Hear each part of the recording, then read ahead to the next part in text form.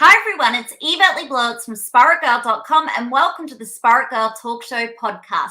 I'm super excited to be here with you today and with our very special guest, Isabelle Cornish. Isabelle is the brand new author of The Why, Healthy Habits for an Epic Life. Isabelle is born and raised in the Hunter Valley, New South Wales. She's a country girl at heart.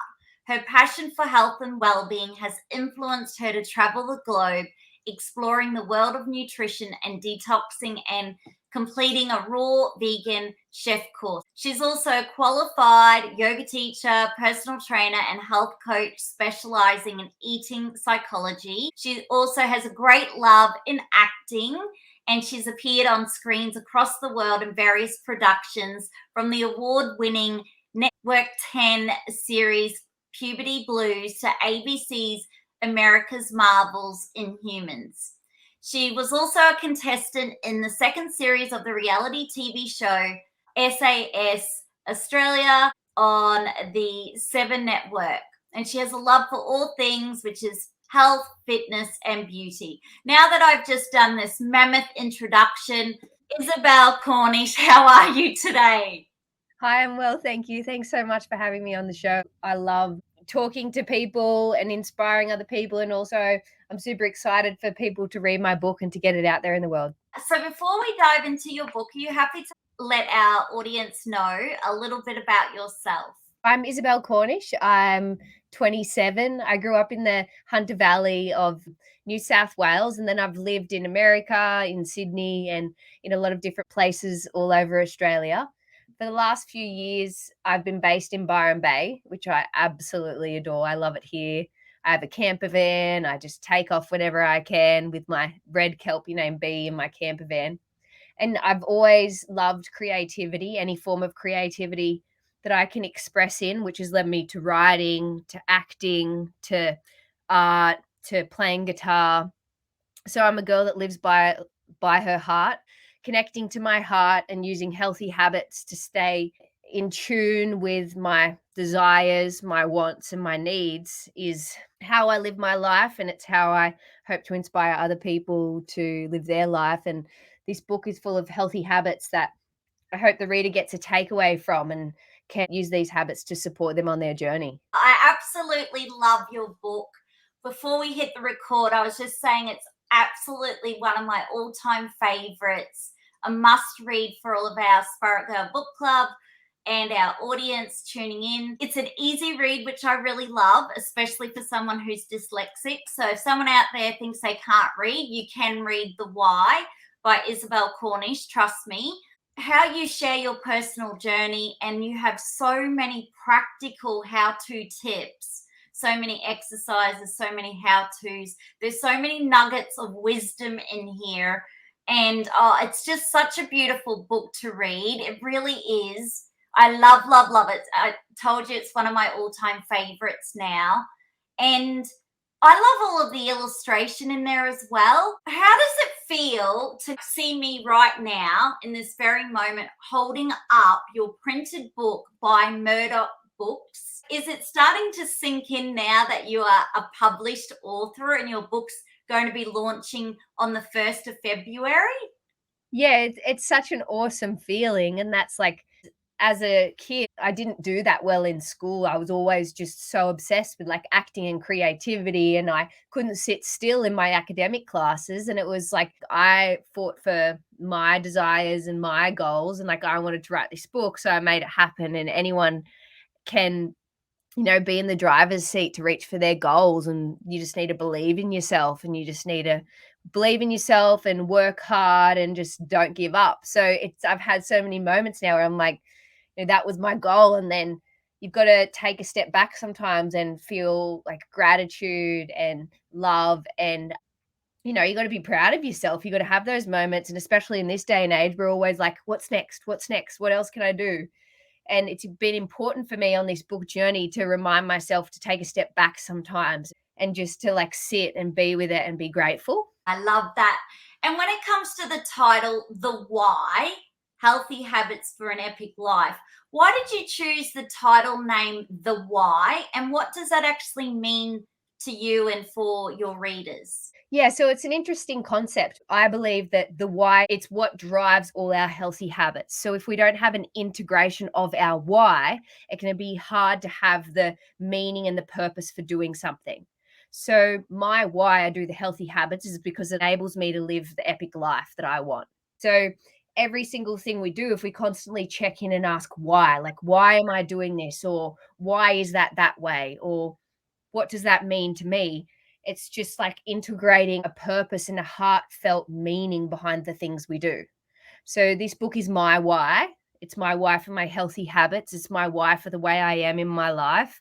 It shares my story, which has made my why of everything I do now and the way that I act and why I create what I create. So the book is trying to get people back to that place of finding that meaning and that essence inside of themselves. I love that. And when it comes to your own healthy habits for an epic life, can you share with our audience a couple of those that you would do each day when you wake up or before you go to sleep? So I have the key healthy habits highlighted in the book of my faves. This book, I'm trying to show that health and wellness doesn't have to be over the top. It doesn't have to be elaborate, like 1 hour to 3 hour morning routines. Like I have a broad range of healthy habits, but I use them interchangeably. So one day I might prioritize my meditation, and then the next day I prioritize my dance practice, the dance to move my emotions, to embody. And then the next day I might do like 15 minutes of mindfulness. It's about having tools and tricks and creating a superhero tool belt, and you can use them all at different places when you need them, not saying you have to do everything one day. So my non-negotiables are mindfulness, present, and dance. And then I'll also do meditation, especially if I'm creating something at that period of time where I'm going through audition season, and I'm always moving my body. And that for me isn't a habit, it's like my lifestyle. It started as a decision, and our decisions become our habits, and our habits create our life. There's things in this book that I don't have to have as habits now, they just have become a part of me. And that's Wow. kind of what I want to also show to people. It's all about those small choices, and you start to make those small choices, and then they get easier and easier, and then they just become a part of your lifestyle. I love how in your book also talk about your lifestyle and how we can give it a go and try the things. And there was one thing I really loved when you shared about mindfulness, and it was about picking a flower. Can you just share that one exercise with our audience? Because I felt that was such a beautiful reminder just to slow down and take a moment. It's a simple exercise. Go find yourself a flower or sit next to a flower if you don't want to pick it, and just sit there for 5 minutes and just take in everything about the flower. So if you can smell it, what does it smell like? If you've got it in your fingers, what does it feel like? What are the textures like? Can you feel like little particles of the flower? When you look at it, what can you see? What are the colors? What are the twists? And what are the shapes? And how does the flower feel? Does it have a vibration and an essence about it? So it's just a small exercise where you sit there in that moment, looking at the flower and taking in every single part of the flower, and it's just presence. It just brings you back to that exact moment. So you're completely present in it. And you'll notice that everything else just kind of like bubbles away and disappears away, and you feel quite warmth and calm and centered from that exercise. Thank you for sharing that. Such a beautiful gift that there's so many gifts in your book. I was actually reading your book under a tree, by the beach, listening to the ocean, barefoot, feet in the sand, and ocean breeze, and it was gorgeous. I opened to the section which is about nature. How important is spending time in nature for you, and how does it make you feel? So nature to me is extremely important. It supported me through all of my healing journey, and it still supports me every day. We're connected to everything around us. We're connected to each other. We're connected to the earth. Everything is energy, and bringing back that connection with nature, it's like bringing back that connection with a long lost friend. So nature is really important for me. Or I built that connection with nature by spending time in nature and being present. It's all about being present, because it doesn't matter if we're out there, if we're trapped in the mind thinking about the future or thinking about the past or ruminating in our mind, we're not going to be able to be present and to feel the energy and the vibration that nature gives us. It's a tool, and we can use the power of nature to help us every single day by the simple act of spending 5 minutes sitting outside on our lunch break with our shoes off, connecting with nature, being present. Readers. Like taking the smells, the sights, the sounds, or going for a quick 5-minute stroll at the beach nearby. Or if you don't have a beach, do you have like a nice garden at the front of your house? You can sit out in the sun in the morning and have your coffee out there. So it's just taking those moments, and it's all about intentions. It's always bringing back that awareness and that connection, sitting there and letting nature nourish you, letting nature support you, feeling the energy for nature and not being trapped in the mind. I love that. And another thing you share in your book, which I really love too, especially as a mental health podcast host, you really opened up about your own challenge with eating, your body image.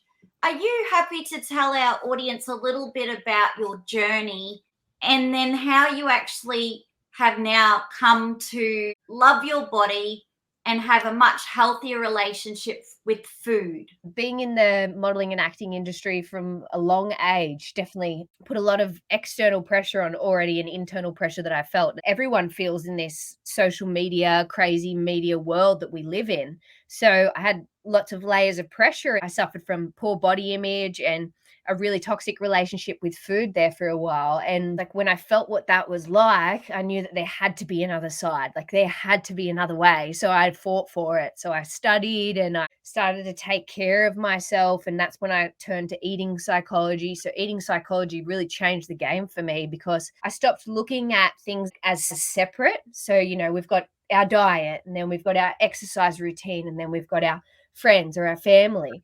And I started to understand that health is holistic. So I like to explain, like, we have a beautiful body of water. We have all these streams that go into the beautiful body of water. We can't throw dirt in two streams, expect it not to affect the other streams.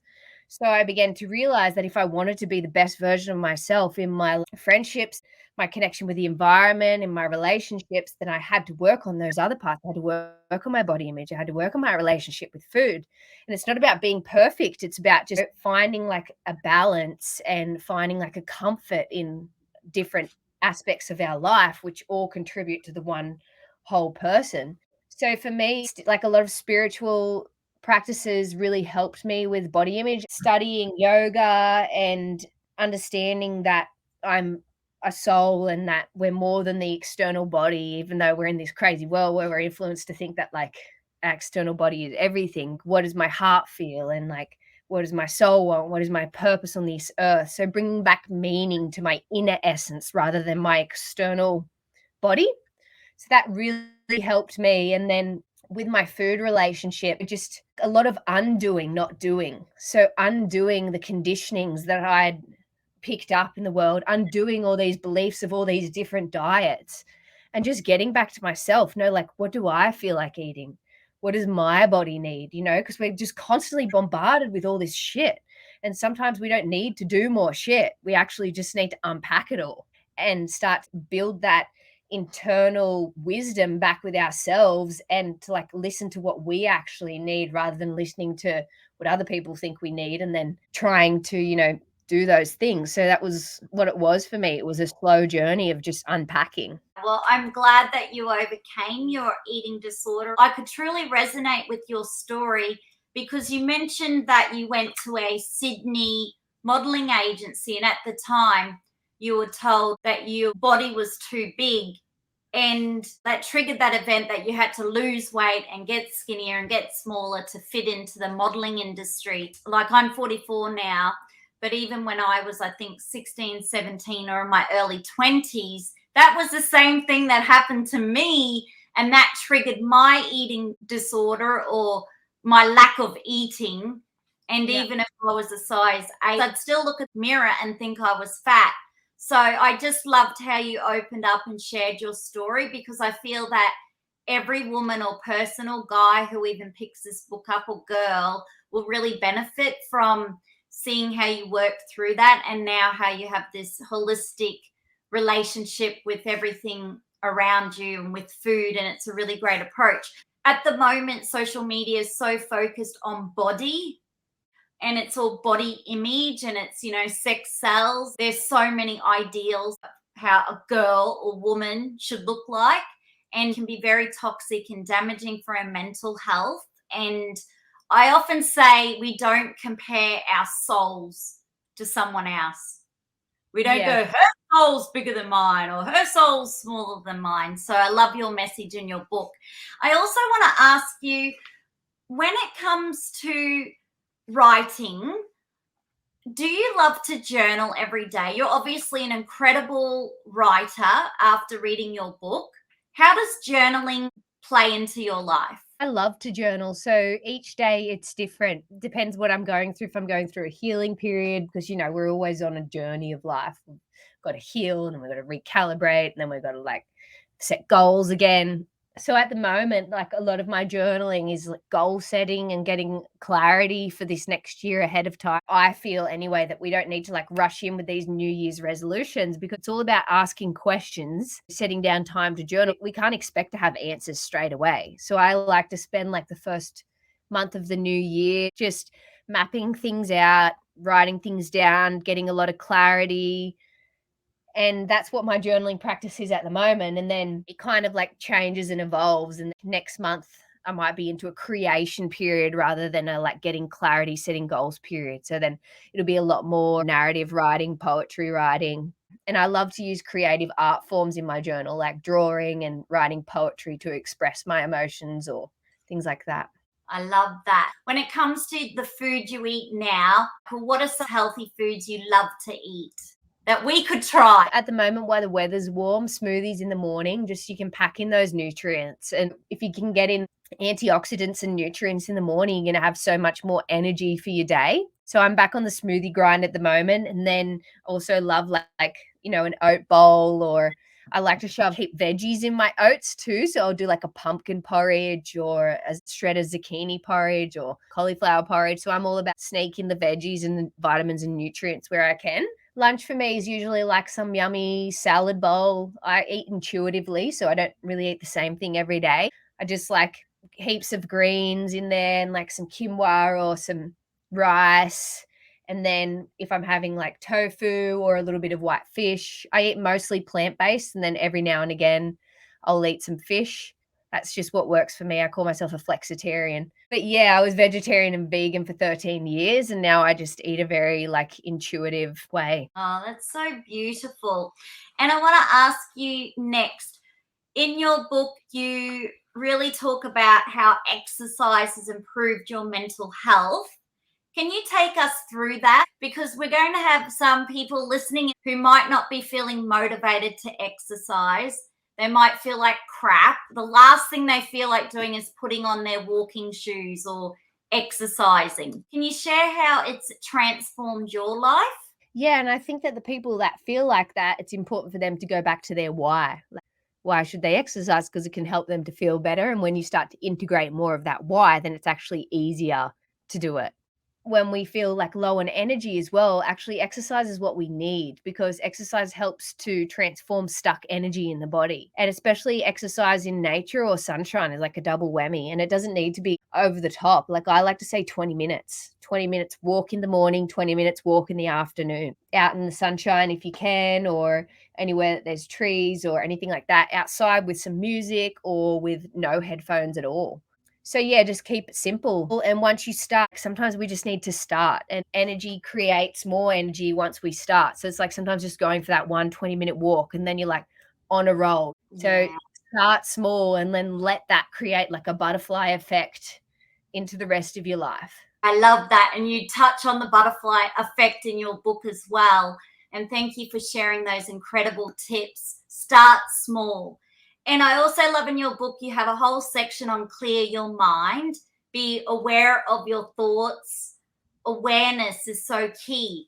Do you often check in with your own self-talk and become aware of what's going on there? Yeah, my self-talk's changed a lot now, but when I was suffering from poor body image and eating disorder, my self-talk was totally different to how it is now. But, I spent a lot of time building a positive self-talk But yeah, you got to use your awareness to constantly check in, and also understanding that we're not our thoughts. Our thoughts are our thoughts, and they can definitely create our reality. But sometimes you've just got to understand that you're your awareness, you're not your thoughts. And awareness is great because it doesn't necessarily mean that we have to grasp onto everything that pops into our minds. It's just we can watch our thoughts and let them go away. And when there's an opportunity, we can turn our thoughts to something more positive. And it's all about perspective. You can see the rainbows through the rain, or you can see the beauty through the storm. It's all about perspective. And once you understand the way your mind works, then you have a bit more power to change your perspective. I love that.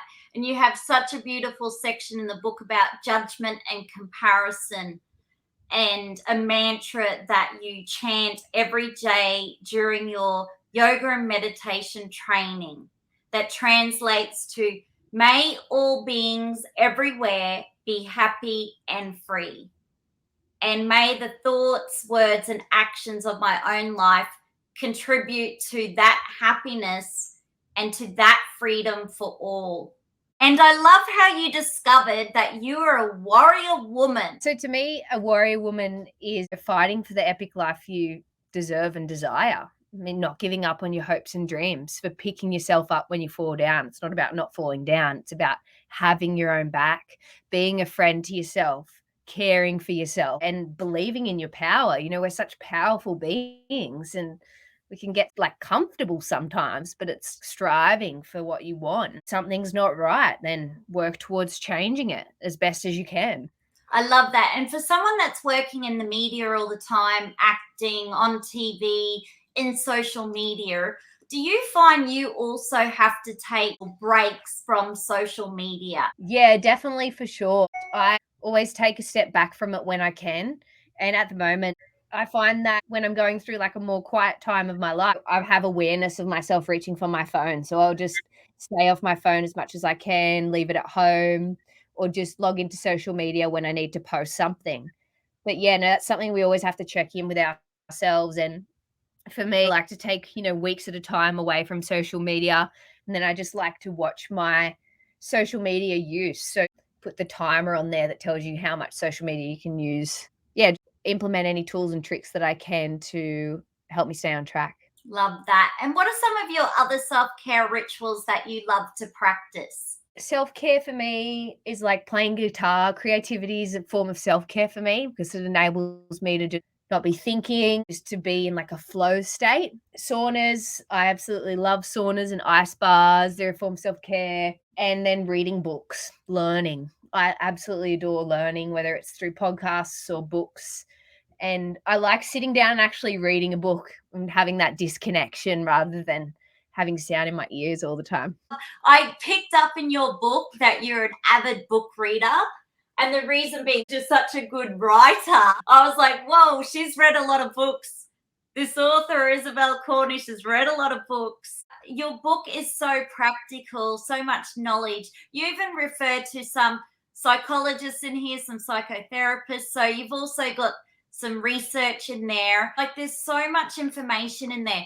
I really loved how you opened up how when I was diagnosed with adult ADHD, I became intrigued. Was that really important for you, just to lay it all out there and tell the world and your readers, this is who I am? Because you also talk about authenticity in your book. Yeah, and I mean, I've grown a lot since that journey as well. And it also, for me, it shows that like labels don't define us. So that's why I talk about things so openly, because if I was defined by a label, then yeah, I might have like shame or something around that. But labels don't define who we are. We're just like infinite beings. So ADHD is just a collection of traits, ways of being that not everyone has. So it's just like I thrive in certain systems and other people thrive in other systems. I wanted to take away a lot of stigma behind labels and things like that people have. That's what authenticity is to me. It's like being vulnerable, but showing like the power and the wisdom that can come through vulnerability. I love that vulnerability. And you shared that from the get-go of the book. And once again, for someone who's very passionate about mental health, I felt that that was so incredible, because someone right now might be listening and go, oh, that's me. I've got ADHD. And if Isabelle can create the life she wants, so can I. And if she can do this, so can I. If she can write a book, so can I. So it really just empowers the listeners and the reader to not be defined by the label. And I just Yeah. felt that so beautiful. And you share that I am thankful for my uniqueness and how ADHD offers me different ways of thinking and gives me the strength to take leaps, such as to write this book. And I'm so grateful, Isabel, to see that you shared all of that in your book, to even educate the readers who might not even know what ADHD is. You go into a little bit of detail there. And you have so many gorgeous little pictures of your life. You're such a good illustrator too. And I love the the dance part. So I feel for people who are in lockdown right now, that being able to dance in their lounge room is going to help with their mood. You've got so many key healthy habits. It's a must read, The Why, Healthy Habits for an Epic Life. Before we say goodbye, what is your hope for your newfound book readers? I hope that they find a bit of a warrior inside them, and I hope that they get a superhero toolbox out of it. Like they have more tools and tricks and healthy habits up their sleeve to support them in the journey of life. I love that hope, because we are going through a pretty hectic time, especially in Australia and globally, still with the pandemic. And it's going to be a pretty full-on intense year. So I love how these healthy habits will be able to help everyone's mental health, well-being, and also create the life you want. But what I do love about your book, Isabelle Cornish, is that none of this costs the earth. You share actually a skincare face mask. We have to share this because we've got a group of people who love natural beauty. But one of your secrets in the book, which I'm going to give away if that's okay by you, is natural beauty secrets that work for me. So you can try an avocado, honey, and oatmeal. And I loved how you said it was the dream face mask. Yeah, everything in my book is free, or it's made from food, and all the healthy habits I talk about, you can do them anywhere, anytime. Like in that face mask, you don't need to go out and buy all these expensive products, you can use what you've got. And I love all the tips. So it's really connecting to Mother Earth, yourself, your intuition, spiritually connected, your soul, but then looking over your whole lifestyle that you shared was very holistic, very nourishing, and very compassionate, kind, loving, because we are so hard on ourselves. We can be the hardest critics, beat ourselves up, do even habits that don't make us feel good. So Isabelle Cornish, thank you again for being a guest on our Spirit Girl podcast show. I want to congratulate you on your book. I know this book is just going to go viral and go off, and there's going to be so much love for this book. This is epic, it's timeless, and it's going to be a timeless book for generations to come. So I really want to thank you for going to all of the effort to write your book, to help others and to serve and make others feel good. And also I want to thank the team at Murdoch Books for seeing this book in you and having that passion also, because they're an Australian publisher, but they have so much passion also in helping everyone to feel good from within. So thank you and congratulations again. Thank you so much. Thanks for your time and thanks for your support. And we'll say goodbye to Isabelle Cornish. Be sure to subscribe, to leave a 5-star rating and review, and to tell someone you love to. And together, let's feel good from within.